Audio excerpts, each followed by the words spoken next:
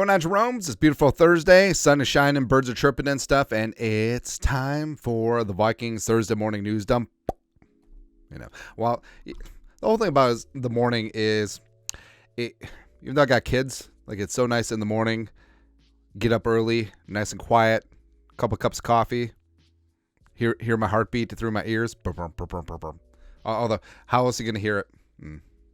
And then they get up, and then they do their kids' things. Actually, my kids are awesome. I shouldn't really complain. Anyways, diving on in, Josh Metellus was mic'd up for the game against the Raiders. Metellus causing that forced fumble, the only play that the Raiders had inside the Vikings 20, and saved some points and did the damn thing. And Metellus is playing at a all-pro, Pro Bowl level, and he was just great, man, because he had these premonitions.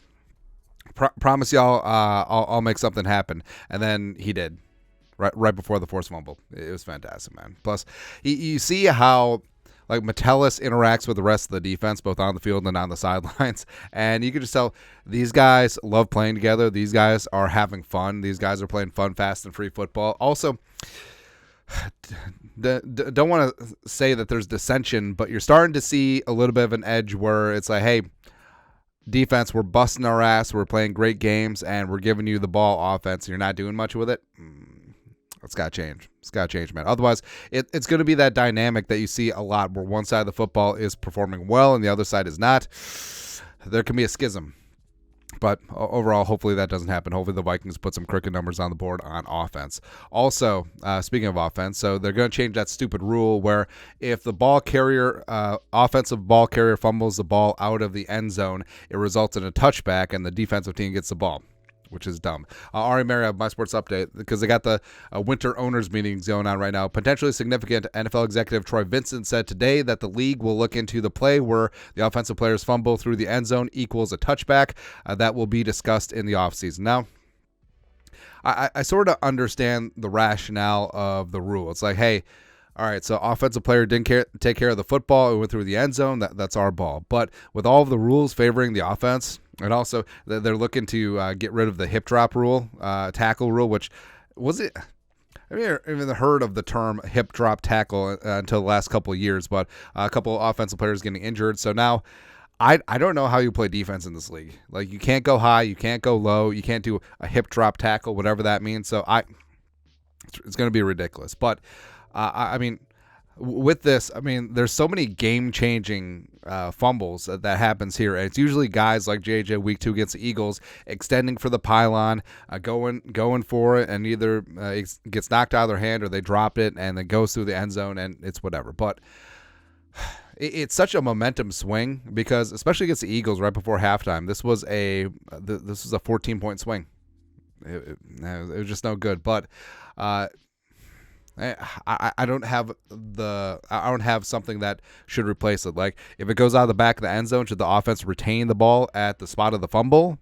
Maybe. Should they retain it at the 1? I don't know. But either way, I feel like it's too much of a niche rule to stand. It's really dumb, man. Something that's not dumb is this Flores Hellfire's defense getting after it. And not only did they pitch a shutout against the Raiders, not only are they, we'll get to explosive plays, but they're also playing clean, which is something that stupid-ass Sean Payton's defense can't relate to. PFF Minnesota Vikings. The Vikings defense has only committed 15 penalties this season, fewest in the NFL. The league average is 33.28. So beep, pop, up, boom. A, they're not playing dirty. B, they're playing tough physical on the outside, but they're not getting called for DPI or defensive holding or anything like that. And also, they're not jumping off sides. So extremely disciplined football. Also, the Vikings have like half the missed tackles that they had at this point last year. So tough, physical, fun, fast, free football. It's exactly what Brian Flores is bringing to the table with the Vikes. Also on defense, where, I mean, last year, just giving up big-time plays all over the place was rough. But Arjun Menon, explosive plays allowed on defense through 14 weeks of the season. To flip the table this time, Brian Flores, man, just a great coach. So most explosive plays allowed in 2023. Explosive play equals 10-yard gain in the run game, 20-plus yard gain in the passing game. So the Vikings have only allowed 54 total explosive plays, 4.2 a game, 17 on the ground, 37 in the air. And you look at all the other numbers. I mean, there's some really good defenses up there near the top. You know, the Dolphins have a solid D, although they're dealing with injuries. The Patriots, Patriots have been bad, but that defense has been okay. The Bears defense coming together. The Niners, obviously. You got the Jets in the mix as well. So the Vikings, I mean, the Vikings defense, it's really... You can't even articulate how much they've improved since last year, again, with largely the same personnel. So that's a big-time part of Brian Flores. You know, putting the players in the right spots, and they got guys like Josh Metellus out there playing big-time ball, Ivan Pace Jr. It's awesome, man. It's fantastic.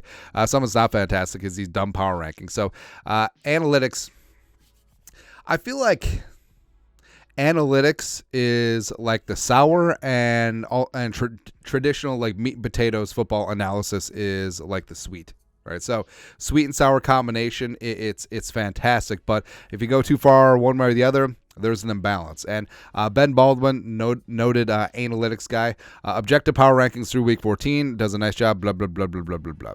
So market-derived team tiers. All right, so up at the top, the Niners, the Bills for some reason. Okay. I mean, yes, they beat the Chiefs, whatever. Cowboys, Ravens, Dolphins, Eagles. So you're telling me you're putting the Bills and the Chiefs ahead of the Ravens? Okay. Possibly frisky. You got the Lions, who lost, the Jaguars, who lost, the Rams, who lost, and then the wild card mess is the Packers, who are currently the 7th seed, the Seahawks, who are probably going to lose at least 5 games in a row, the Broncos, who just lost, the Saints, or whatever, the Bengals, who don't have Joe Burrow, and they're going to lose on Saturday. The Steelers just got beat by the Patriots. Colts in the mix, which is kind of fun. Falcons, whatever. Browns, yes, they're getting things done. And the Vikings are in the tier below all of those teams. It's so over. In the same tier as the Texans, the Bucks, the Titans, and the Jets, which is just objective power rankings. Baloney. But the Vikings are in sole place of the 6th seed in the NFC. The Vikings have 2 games against the Lions. The Lions are fraudulent, and also they have a home game against the Packers, and they're going to take care of business against the Bengals. Like, what more do you want? Okay, but hey, when the Vikings win the division, are they still going to be in the it's so over category? Please. And speaking of power rankings, so Pro Football Talk did up their power rankings, which is much different than the most accurate power rankings in the universe, although it was tiers this week. But again, Florio, that's not a thermos. He's a self-hating Vikings fan, and fully understand. He's been through a lot. He's been through all 4 Super Bowls. He's a little bit older, so there you go. But having the Vikings behind the Rams, I don't get it. Like, I understand the Rams went on the road and gave the Ravens a game, but they didn't win. Hey, you know who won last week? The Vikings. Last time I checked, winning by 3 is better than losing by 6.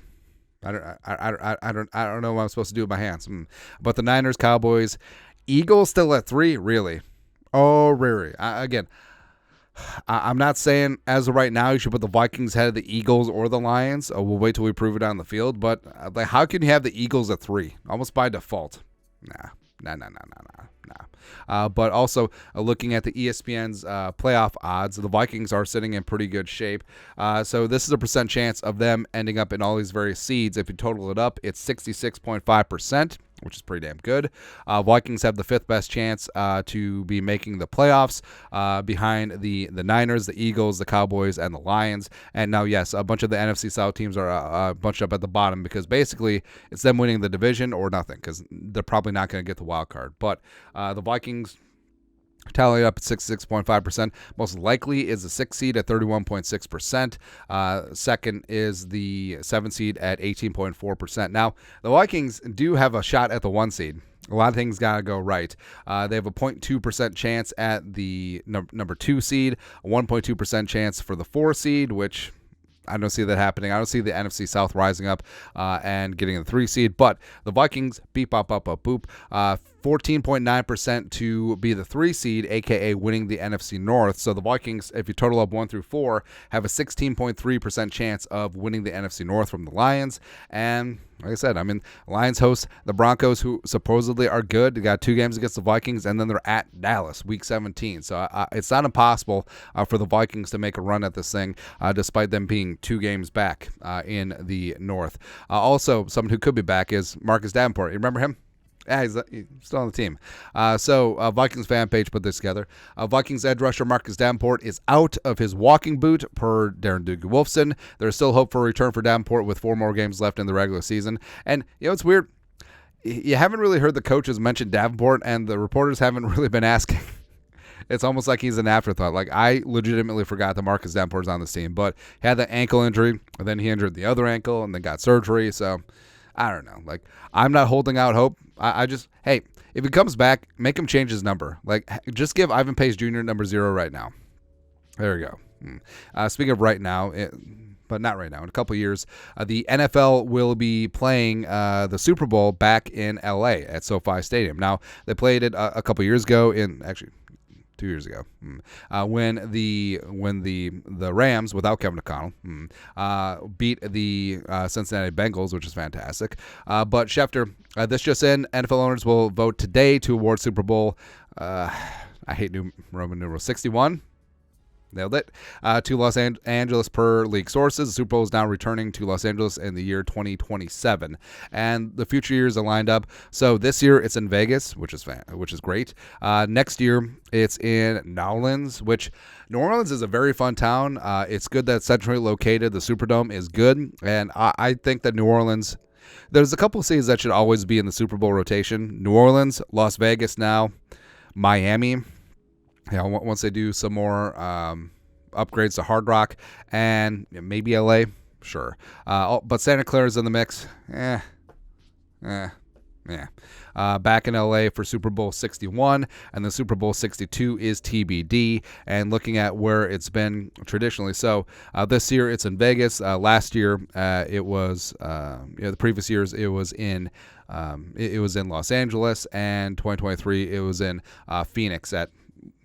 What are they calling that now? Is it State Farm? Because it used to be University of Phoenix Online Stadium, which was hilarious, which is great, man. But I do think that, so it's very hard-pressed to be coming back to the great state of Minnesota. I think people were sort of pissed off that it was so cold. Also, so the media are the people who, relay what's going on the ground, and it was like extremely cold that week, and a lot of places the media had to stand in line and queue up to get credentials, so they were pissed. It's funny, man. But also, when it was in Minnesota, that's when the Vikings 38-7. They should have had a home Super Bowl before the Bucs did, and it's really frustrating too because they handed out so much Super Bowl 52 gear, and a lot of my friends and family still wear it who aren't Vikings fans. But I mean, if you see that, and it's really nice stuff too, like really nice hats, gloves, parkas, jackets that say Super Bowl 52 on it. But it's like a scarlet letter. It's like that should have been the Vikings Super Bowl, and they didn't get there. And the stupid ass Eagles won a Super Bowl in our building. It's rough, man. It's rough. But I forgot they had the '92 Super Bowl, which was Washington against Buffalo. That was the Super Bowl where Thurman Thomas lost his helmet. Good times, man. But cities where Super Bowls won't be returning anytime soon. Jacksonville. I remember Jacksonville because they had to have they ran out of hotels, so they had to put people on like docked cruise ships. I ain't gonna fly. Also, I'm pretty sure that was the Super Bowl where McNabb and the Eagles lost to the Patriots, where they were running like 8-minute offense when they were down by 2 scores. I don't know. Dallas. So we'll never talk about Dallas again because that was the one allegedly where the Packers beat the Steelers. But the whole thing about it is that Dallas. I mean, so Arlington is in the middle of Dallas and Fort Worth, and there isn't like a central party location, and it's kind of, it's not like Indianapolis. Indianapolis is a great downtown, centrally located city. Also, the temperatures are a little bit better this time of year than Minneapolis. Minneapolis, I mean, if it had warmer weather, would be a great spot because there's everything downtown, and you're good to go. I don't think they'll get the Super Bowl back in Detroit. Saying Detroit, man, this is the Super Bowl.